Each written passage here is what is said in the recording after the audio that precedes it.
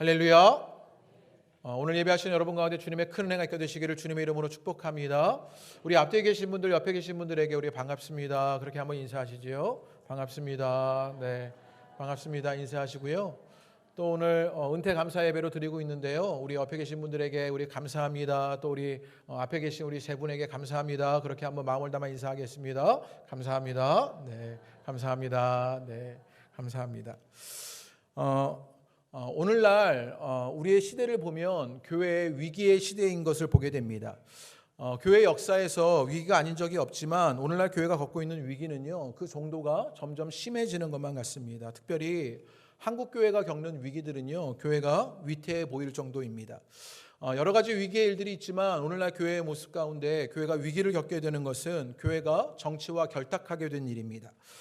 교회 안에 정치 이데올로기가 신앙을 넘어서 버리게 된 것입니다. 그래서 정치의 편향성이나 신앙의 어떤 지조에 따라 교회가 나뉘어지고 갈려지는 일들이 일어나는 것이 오늘날 교회가 겪게 되는 일입니다. 지난 교회 칼럼에 손봉호 교수님의 글을 그렇게 나눠드린 적이 있었는데요. 교회가 어느 한편에 서기보다는 그 위에 서야 한다는 글이 그 글의 내용이었습니다. 어떤 정치적인 일들 가운데 교회는요, 어느 한편에 서야 하는 것이 아니라 그 위에 서야 한다라는 것이지요. 그런데 오늘날 정치와 결탁한 교회는요, 그 손을 잡고 있거나 또는 그 아래에 있게 되는 교회의 모습을 보게 되는 것이요. 교회는 그렇게 정치와 결탁하며 교회의 위기를 스스로 맞고 있는 일들이 있습니다. 또 성도들에게는 어떤 일이 있었느냐? 성도들은요, 오늘날 풍요에 빠져버리고 말았습니다. 하나님이 주시는 선물, 그 풍요 속에서요, 하나님을 갈망하는 것을 잃어버리게 된 것이 오늘날 성도의 일이 되어버리고 말았습니다. 존 파이퍼 목사님이요, 이것을 그래서 이렇게 지적하는데요.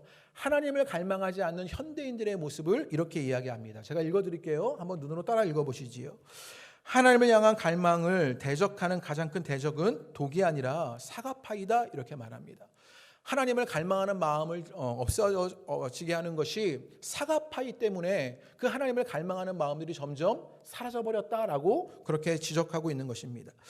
천상을 향한 우리의 욕구를 무디게 하는 것은 악인의 잔치가 아니라 세상이라고 하는 탁자에서 매일매일 조금씩 갉아먹는 것이다. 이것은 외설적인 비디오가 아니라 우리가 매일 밤 시청하는 하찮고 사소한 골든아워 프로다. 하나님의 사랑의 잔치석상에 참여하지 못하도록 사탄이 제시하는 회방 요소는 밖과 소와 아내 등이다. 아주 의미 있는 이야기 같았는데요. 하나님의 잔치자리에 참여하지 못하게 하는 것은요, 사탄이 제시하는 그것은 무엇이었냐? 밖과 소와 아내라라고 말하는 것이요. 그것 때문에 하나님을 갈망하려고 하는 마음들이요, 우리 가운데 사라져버리게 된다라는 것이지요.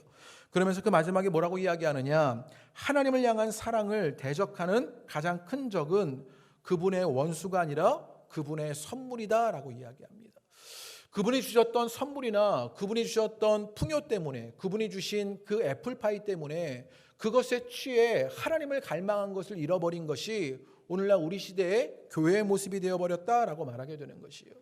이런 일들 속에서요, 교회를 말하는 것, 그 교회의 이야기들을 말하는 것 가운데 특별히 목사를 말하는 것은요, 그냥 입 아픈 이야기입니다. 오늘날 많은 미디어에서 목사에 관한 그런 이야기들은요, 너무 많이 나오게 되었어요. 목사는 그런 모든 일에 종합 선물 세트가 되어버리고 말았습니다. 신학도 없고요, 신앙도 없고요, 상식도 잃어버린 일들이 목사에게서, 목회자들에게서 일어나게 되는 것이에요. 너무 잘하는 이야기라 이것은 좀 넘어가려고 합니다. 또 교회 안에는요, 교회를 사랑하는 사람들이 모여진 것이 아니라 교회를 통해서 내가 이루려고 하는 것을 사랑하는 사람들이 모여진 것이 오늘날 교회가 되어버리고 말았습니다. 교회를 사랑한다고 말하기보단 내가 이루는 것을 교회를 통해서 이루려고 하는 그 사랑에 앞서 있는 일들이 교회 안에 사람들에게 있는 것이에요. 그래서 우리 서강대 석좌 교수님이신 강영환 교수님이요, 이런 이야기를 했습니다.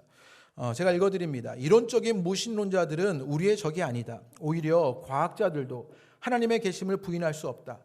오히려 예수를 믿는 사람들이 하나님이 존재하지 않는 것처럼 사는 것이 더 무서운 적이다.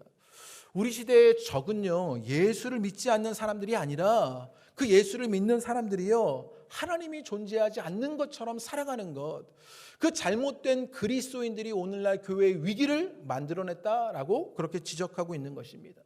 그러다 보니까 우리 시대에요, 교회가 없습니다. 갈 교회가 없고요, 함께하고 싶은 교회도 없고요, 머물고 싶은 교회도 없습니다. 그래서 교회를 다니는 것 자체가 고난인 시대를 살아가고 있는 것이 오늘날 우리 시대가 되어버리고 말았습니다. 이런 교회의 위기 시대에요, 분당우리 교회의 이찬수 목사님이요, 늘 이런 기도를 하신다고 설교 가운데 말씀하시더라고요. 어떤 기도를 하시냐면요, 은퇴 때까지 내가 아무 사고 치지 않고 은퇴할 수 있게 해달라고, 아무 일 없이 은퇴하기를 기도한다고요.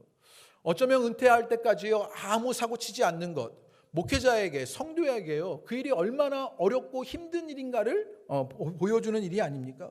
오늘 은퇴하신 우리 장로님과 권사님은요, 이 어려운 일에 기도 응답을 받으신 분입니다. 그래서 오늘 은퇴 감사 예배로 이 자리에 계신 것이지요. 잘 은퇴할 수 있는 것이 어쩌면 은혜이고 감사한 시대를 살고 있는 것이 오늘날 교회가 겪고 있는 위기의 일입니다. 이런 시대 속에서 오늘의 말씀을 통해 우리 오늘 은퇴하시는 장로님과 권사님, 그리고 우리의 신앙의 여정들이 무엇인지를 함께 돌아보게 되기를 바랍니다. 오늘 사도행전 16장의 말씀은요, 바울이 빌립보에서 겪은 세 가지 사건을 누가가 진술하는 그런 내용들입니다. 그 첫 번째는 무엇이냐면요, 루디아를 통해서 빌립보에 교회가 세워지는 한 가지 사건을 말하고요, 다른 하나는 바울이요, 귀신 들린 여종을 돕다가 감옥에 갇힌 일입니다. 그리고 이제 바울이요, 감옥에서 풀려나고 간수에게 복음을 전하는 이 사건이 오늘 우리가 읽었던 사도행전 16장에 등장합니다. 특별히 이 사건들을 통하여서요, 복음의 권능들이 나타납니다. 그 권능을 나타나는 세 사람이 있는데, 그 첫 번째가 루디아라는 빌립보에 교회를 세우는 사람이고요, 두 번째는요, 귀신 들린 여종입니다. 그리고 마지막은 바울과 실라가 감옥에 있을 때 감옥을 지키던 이 간수에게 복음의 권능이 나타나게 되는 것을 보게 됩니다. 그러면 이들에게 담겨진 그 신앙의 여정이 무엇인지를 오늘 말씀 속에서 보면요, 먼저 이 빌립보에서 일어났던 사건의 맥락을 볼 필요가 있습니다. 16장 서두에 보면요, 지금 바울이요, 1차, 2차, 3차 전도여행 가운데 2차 전도여행을 하고 있는 중입니다. 1차 전도여행을 끝나고 나서요, 2차 전도여행을 하면서 1차 전도여행했던 것을 돌아보게 돼요.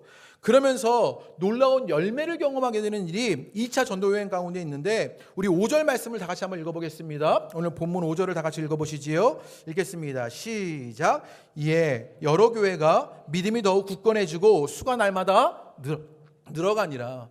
지금요, 교회 안에 놀라운 일들이 일어났어요. 바울이 2차 전도여행을 하는데 어떤 일이 일어나냐면요, 교회가 더 굳건해지고 믿는 사람들이 늘어난 것입니다. 우리식으로 표현하면요, 이 바울이의 목회가, 사역이, 교회가 잘 나간 겁니다. 우리는 잘 못 나가는데 바울은요, 너무 잘 나갔어요. 이런 이야기를 들으면 괜히 기가 죽지요.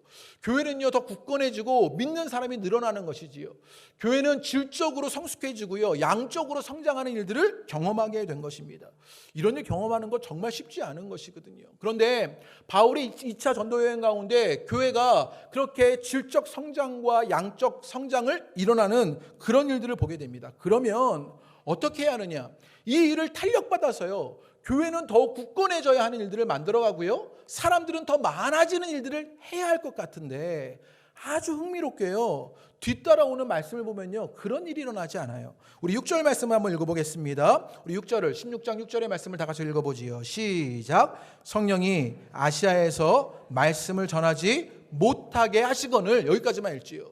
지금요, 이 아시아에서 교회는 더욱 굳건해지고 사람들은 더욱더 많아지는 일들이 일어나는데, 성령은요, 그 일을 어떻게 하고 있어요? 멈춰서게 합니다.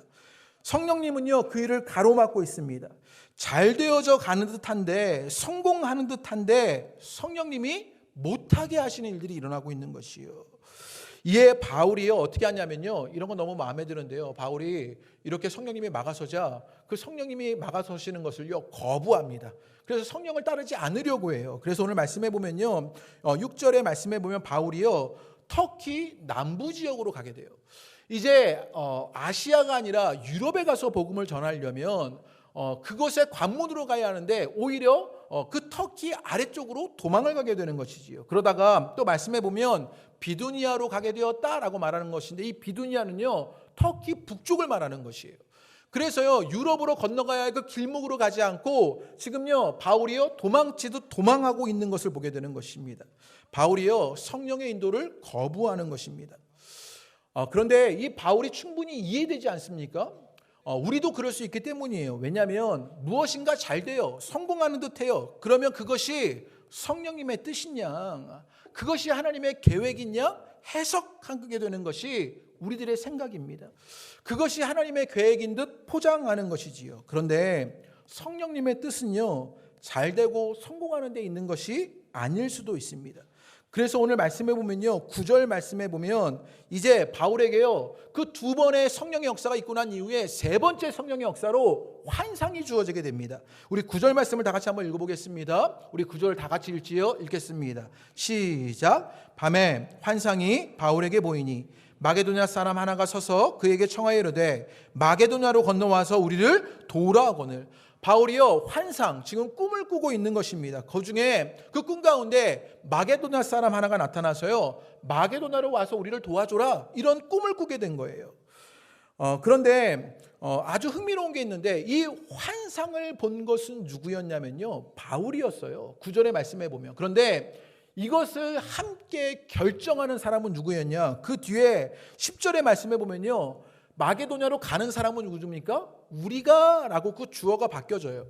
바울이 환상을 봤는데 그 길을 가는 건 누가 하느냐? 우리가 하고 있는 것을 보게 되는 것이에요.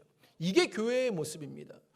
교회는요, 누구 한 사람으로 독단적으로 결정되는 것이 아니라 공동적으로 결의하고 그 마음을 합해서 그것을 결정하는 것이 교회가 되는 것을 보게 되는 것이에요. 그래서 아마 바울과 디모데, 실라, 그리고 오늘 이 사도행전을 기록하고 있는 누가가 함께 마게도냐로 이제 그 길을 떠나게 된 것들을 보게 됩니다. 그러면서 환상 속에 그 마게도냐 사람이 나타난 것을 보게 되었는데요, 영어 성경을 보면요, 이 환상을 뭐라고 번역해놨냐면요, 비전이라고 번역해놨습니다. NIV 성경에 비전이라고 번역하게 되는 것이에요. 그러니까 지금요, 바울은요, 환상 속에서 하나님이 보여주시는 그림, 그 비전을 본 것입니다. 사람이 그린 그림이 아니라 하나님이 그리신 그 비전을 보았던 것이지요. 하나님은요, 그 그림으로 바울을 설득하고 계신 것입니다. 그래서 이 일들 가운데 우리가 깨닫게 되는 것이 있는데, 신앙의 여정은요, 상황 속에서 내가 좋은 편으로 해석하는 것이 아니라 이해할 수 없는 성령님의 뜻을 따르는 것이요, 신앙의 여정입니다. 그것이 잘 되고 성공한다고 해서요, 그게 하나님의 뜻이라고 말하지 않고요, 때로는 내가 이해할 수 없지만, 때로는 내가 받아들일 수 없지만 그게 성령님의 뜻이라면 그것을 따라가는 것이 신앙의 여정이 되는 것이에요. 그래서 성공처럼 보여도 떠나야 할 때가 있고요, 실패처럼 보여도 머물러야 할 때가 있습니다. 그게 신앙 안에서 일어나는 일이지요. 그렇게 바울이요, 마게도나로 가서 빌립보에 도착하게 됩니다. 여러분, 지금 성령의 역사가 있었고요, 하나님의 비전이 있었고요, 그리고 그것에 순종해서 나아가는 바울이 있었습니다. 그러면 이제 빌립보에서 겪게 되는 모든 일들이요, 하나님이 탄탄대로의 일들을 준비하셔서 빌립보에 가니까요, 사람들이요, 말씀을 받을 만한 준비가 다 돼 있는 거예요. 그래서요, 말씀을 전할 때마다 사람들이 뒤집히고요, 교회는 더 크게 세워지는 그런 역사를 맛봐야 할 것 같은데, 지금 바울이요, 빌립보에서 겪는 일은요, 정반대의 일들입니다. 지금 빌립보에서 바울이 어떤 일들을 겪게 되느냐? 바울이요, 빌립보에 갔는데요, 말씀을 전할 회당이 없는 거예요. 이전에 1차 전도 여행에서는요, 바울이 가는 곳마다 회당에서 말씀을 전합니다. 그러니까 사역을 할 만한 기초나 기반이 있는 곳이었어요. 그런데 빌립보로 가니까요, 그런 기반조차 돼 있지 않은 곳이에요. 사역이 점점 어려워졌던 것입니다. 최악의 조건들을 만나는 것이지요. 그리고 그곳에서 만나는 사람들이 누구였냐면요, 여자들이었습니다. 이왕이면 힘 있는 사람, 권세 있는 사람들을 통해서 어떤 일을 해야 할 것 같은데, 사회에서 차별당하고 소외당하는 여자들만 그곳에 있는 것을 보게 되는 것이에요. 게다가 복음을 증거하다가 바울이요, 귀신을 쫓는 일을 우리가 읽었던 본문에서 하게 돼요.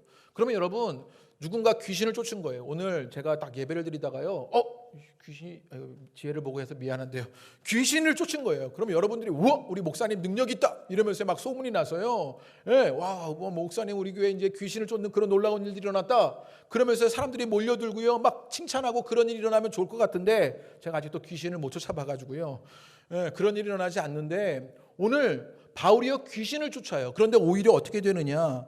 능력 있는 사람들이 다 그렇게 말해야 할 것 같은데요. 어떤 일이 겪게 되냐면요. 오늘 22절의 말씀에 무리가 그 이익을 뺏기게 된 주인들 때문에 고발을 당하게 되고요. 그것으로 옷이 찢겨지는 수치를 당하게 됩니다. 그리고 매질을 당하게 돼요.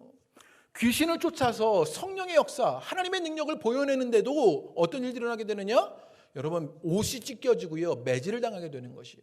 제가 설교를 준비하다가 제가 오늘 예배를 드리는데요, 오늘 누가 올라오셔가지고 저를 막 때리시면서 제 옷을 막 찢고요, 막 이러시면요, 제가 다음 주에 설교할 수 있을까? 목사에게 중요한 건 가오라고 생각하는 사람이 전데요. 네, 이 가오가 서지 않아서 다음 주에 설교할 수 있을까? 사역할 수 있을까? 그런 생각이 막 드는 것이지요. 다음 주에 여러분 앞에 서기가 얼마나 민망하겠습니까? 얼마나 부끄럽겠습니까? 지금 바울이 겪고 있는 일이요, 그런 수치 같은 것입니다. 그런 어려움들이에요. 그런 수치와 어려움들을 지금 빌립보에서 겪고 있는 것이지요. 성령의 역사가 있었는데 환상과 비전으로 하나님이 설득하셔서 빌립보로 갔는데 순종의 길을 갔는데 어려움을 당하고요, 모욕을 당하고요, 매질을 당합니다. 옷이 찢겨지는 수치를 당하고요, 결국에는 감옥에 갇히는 일들을 겪게 되는 것이에요. 그런데 이게 신앙의 여정이다라고 말하는 것입니다. 여러분, 우리가 신앙생활을 건강하려고 하고요, 우리가 무엇인가 하나님의 것들을 추구하려고 할 때마다 이 악의적인 세력의 이 세상에서는요, 끊임없이 고통과 고난을 당하는 일들을 겪게 되는 것이에요. 건강한 신앙의 여정에서 우리는 이런 고통과 고난을 마주할 수밖에 없습니다. 심지어 성령의 역사와 비전을 따라서 갔던 일에도요, 바울이 이런 일을 겪게 되는 것이에요. 오늘 은퇴하시는 세 분이 겪었던 일이요, 이런 일이었습니다. 고통이 있었고요, 고난이 있었고요, 때로는 수치를 당하기도 했고요, 매질을 당하는 아픔을 겪게 되는 것, 때로는 감옥에 갇혔던 그런 어려움들을 당했던 것이 은퇴하시는 세 분이 겪었던 일이고요, 또 이후에도 겪어야 할 일일지 모릅니다. 또 우리 모두가 함께 따라가고 겪게 되는 일이 될지도 모릅니다. 그런데 그때 옷이 찢겨지고요, 매질을 당하고요, 차고를 차고 감옥에 있는 이 바울과 실라에게 일어난 일이 무엇이냐? 우리 25절 말씀을 다 같이 한번 읽어보겠습니다. 25절 말씀이 아주 의미 있는데요, 우리 25절을 다 같이 읽어보지요. 시작. 한밤중에 하나님을 찬송하며 죄수들이 듣더라. 지금요, 바울과 실라가 옷이 찢겨졌어요. 그리고 매질을 당해요. 그리고 차고를 차고 있어요. 족쇄 같은 것을 찬 것입니다. 그리고 감옥에 갇혀 있는데 바울과 실라가 무엇하냐면 기도하였다라고 말해요. 여기는 이해가 돼요. 좀 그렇지 않습니까? 무엇인가 억울한 일을 당하고 원통하고 원망스러우면요, 막 기도가 일어나죠. 하나님, 어떻게 이런 일이 일어났어요? 하나님, 나에게 왜 이런 일을 보이시는 겁니까? 이러면서 원망의 기도가 일어날지도 모르고요, 때로는 하나님 너무 힘들어요 라고 말하면서 도우심을 구하는 그런 기도를 할 것 같아요. 그것은 이해가 돼요. 그런데 이 기도했다는 이야기 다음에 뭐가 붙었냐면요, 하나님을 찬송하며 라고 말합니다. 그러니까 이 기도가 그저 원망하는 기도나 무엇인가 도움을 구하는 기도로 머물러지는 않았다는 것을 하나님을 찬송하며 라는 것으로 알게 되는 것이지요. 지금 바울과 실라는요, 기도하고 하나님을 찬송합니다. 바울과 실라도 사람이었으니 당했던 수치가 머리에 맴돌아 잠 못 이룰 일이 있었는지 모릅니다. 매질의 고통 때문에 뼈 마디마디가 쑤시고 아팠을런지 모릅니다. 성령의 역사로 왔으니 이것이 무엇인가 잘 돼야 하는데 잘 되지 않는 이런 현상을 바라보면서 신앙의 회의감을 느꼈을지도 모릅니다. 좌절감을 느끼면서 비통해 할런지 모릅니다. 그런데 바울과 실라가 무엇하고 있습니까? 기도하면서 하나님을 찬양합니다. 우리는요, 이런 말씀을요, 굉장히 단순하게 적용시키는 데 익숙합니다. 그래서 어떤 어려움을 겪으면요, 우리도 기도하고 찬송해야겠구나, 이런 적용이 나쁜 것만은 아니지만 이 말씀에는요, 더 깊은 의미가 담겨져 있는 것입니다. 그저 기도와 찬송의 어떤 행위를 강조하는 것뿐만 아니라 이 말씀에는요, 이들이 어떻게 기도하고 찬송하게 되었냐, 그것을 보여주고 싶은 것입니다. 지금 바울과 실라가 감옥에서도요, 기도하고 찬송했다는 것은요, 자신들이 겪고 있는 상황을요, 하나님과의 관계 안에서 받아들이고 있다는 이야기입니다. 상황이 아주 비관적입니다. 그런데 주님을 믿었기에 기도를 드릴 수 있었던 것이에요. 모든 삶을 주님께 맡겼기에 찬양할 수 있었던 일들이 일어나게 되는 것이에요. 결국 하나님과의 관계 속에서 자신의 상황과 삶을 바라보는 일이 지금 바울과 실라에게 있었기에 그 행위, 기도와 찬송이 일어나게 되는 것을 보게 됩니다. 이게 막연하게 들리는 분이 있을런지 모르겠습니다. 하나님과 관계에서 내 상황과 내 삶을 바라보는 것이 무엇이냐? 받아들이는 것이 무엇이냐라고 생각할 수 있는데요. 제가 조금 간단한 예를 드려보지요. 제가 원래는요, 커피를 안 마셨거든요. 커피를 좋아하는 사람이 아니었습니다. 위가 안 좋았어요. 커피를 마시면 막 속이 쓰려서 커피를 안 마셨는데, 목회를 하면서 한국에 유학해서 돌아오면서부터 커피를 마시기 시작했어요. 그리고 지금은요, 제가 교회를 오면 제일 먼저 하는 게 2층에 들려서 커피를 뽑아서 제 사무실로 올라가는 것입니다. 이제 제가 커피 맛을 알아요. 우리 교회 카페 하시는 집사님께서 제게 커피 맛을 알려주셨어요. 그래서 이제 맑고 신맛의 커피가 얼마나 좋은지 그 맛을 알아버리고 말았지요. 커피의 맛을 모르시는 분들은 모르겠지만 여러분, 이 커피 없이 어려워지는 일들이 있습니다. 그래서 아침을 열 때는요, 제게 늘 커피가 필요해요. 그리고 토요일 날 성령의 역사로 설교를 준비해야 하는데 커피의 역사로 설교를 준비하는 그런 일들을 하게 되는 것이지요. 커피와 관계하면서 살게 되는 일이 제 삶에 있는 것이에요. 무엇을 설명하려고 하는지를 좀 아셨으면 좋겠는데요. 그 커피의 맛을 알아서 커피와 관계하며 살듯이요, 하나님이 어떤 분인지를 깨달았던 바울과 실라는요, 그들의 상황이 어떠하든지 하나님과 관계하며 그 상황을 받아들이며 살아가는 일들이 있게 되는 것이에요. 그 은혜 역사가 여러분 가운데 있게 되기를 주님의 이름으로 축복합니다. 그래서 바울과 실라는요, 그 감옥에서도 기도와 찬송을 합니다. 그래서 찬송가 370장에는요 이런 찬양이 있습니다. 주 안에 있는 나에게 딴 근심이 있으랴 십자가 밑에 나가 내 짐을 풀었네. 보통 다른 교회는요 이 정도 찬양하면 저 목사가 불쌍하구나 이러면서 찬양을 따라하시는 그런 아주 행복한 분위기들이 생기는데요. 제가 2절 한번 해보겠습니다. 그 두려움이 변하여 내 기도 되었고 전날의 한숨 변하여 내 노래 되었네. 주님을 찬송하면서 할렐루야 할렐루야 내 앞길 멀고 나 주님만 따라가리. 바울과 실라가요 이런 기도와 찬송을 했던 것이지요. 하나님과 관계하여 그 삶을 받아들이게 됩니다. 내 삶이 하나님께 매여 있다는 사실을 깨닫게 됩니다. 내 이익이나 내 욕망으로 그것을 한 것이 아니라 하나님을 앞세워 그 일을 하게 되었을 때 그 두려움이 변해서 내 기도가 되고요, 전날의 한숨이 변해서 내 노래가 되는 일이 이 바울과 실라에게 일어났던 것이에요. 오늘 은퇴하시는 세 분에게 이 기도와 찬송이 있게 되기를 주님의 이름으로 축복합니다. 이제 상황과 상관없이, 직분과 상관없이 앞에 있든지 뒤에 있든지 하나님과 관계하여 살아가니 내 삶의 모든 것들을 주님과 맞대어 받아들이니 기도와 찬송이 일어나게 되는 것이에요. 제가 말씀을 준비하면서요 오늘 이 세 분들을 얼마나 깊이 묵상했는지 모릅니다. 이 세 분 한 분 한 분을 머리에 떠올리면서 오늘 말씀을 준비하는 일이 제게 설교를 준비하면서 있었는데 이분 가운데 기도와 찬송이 열심히 있었느냐? 이렇게는 말 못하겠습니다.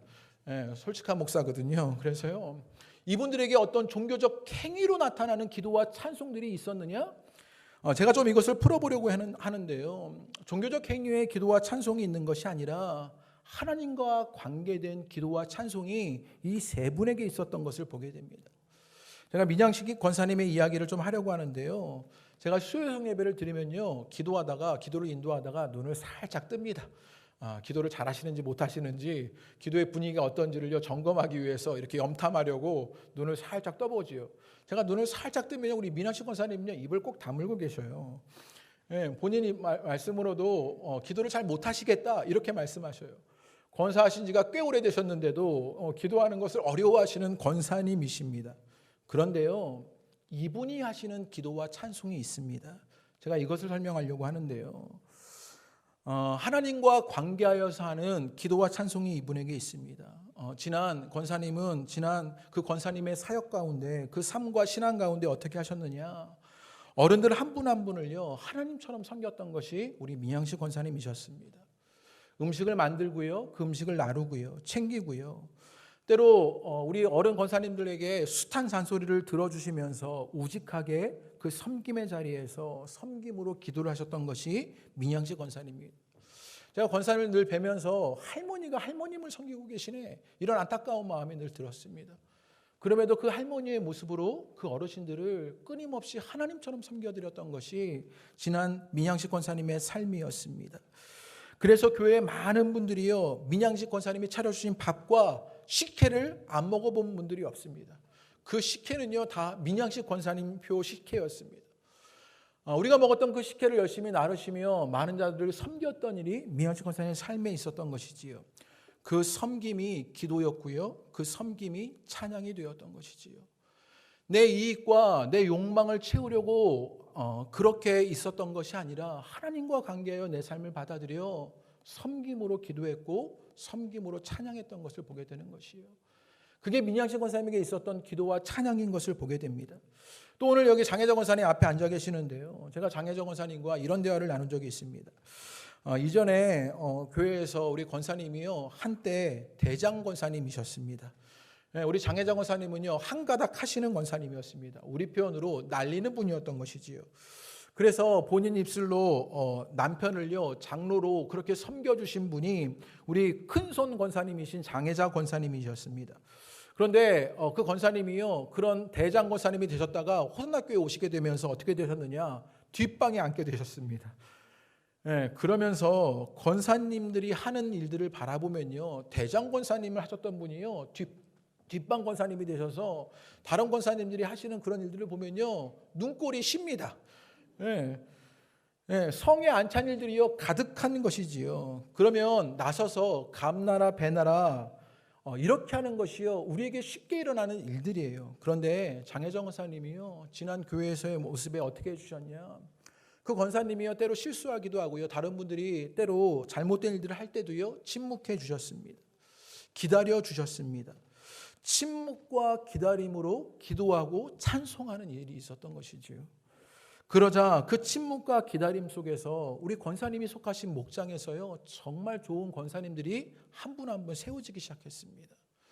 그저 뒷방에 있는 것만 같았는데 그저 기다려주니 침묵해주니요 감나라 배나라 하지 않으니 그늘 아래에서 새로운 권사님들이 한 분 한 분 세워져가는 은혜를 장혜정 권사님 통해서 맛보게 되는 것이에요. 그 침묵과 기다림이요 기도와 찬양으로 하나님과 관계에 있었던 것을 보게 되는 것이요. 그것이 장혜정 권사님의 지난 사역들이었습니다. 우리 권천부 장로님의 이야기입니다. 제가 담임 목사를 하면서 배운 것이 하나가 있습니다. 알게 된 사실이 있는데요, 이 담임 목사는 자리는요 기쁨도 있지만 아픔도 많습니다. 잘해도 욕먹고요 못해도 욕먹는 자리더라고요. 제가 잘해서 욕먹는 거나 못해서 욕먹는 게 아니라 그냥 자리 자체로 욕을 먹어야 하는 그런 일들이 있습니다. 그런데요 여러분, 장로님의 자리도 그런 자리입니다. 잘해도 욕을 먹고요 못해도 욕을 먹습니다.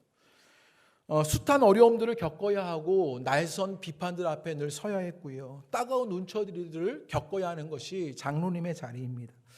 그래서 그 자리를 견디는 것이요 쉽지 않아요. 내가 뭐 하려고 이런 자리를 지키나 이런 자리를 견디나 이런 생각이 들 때가 많아요.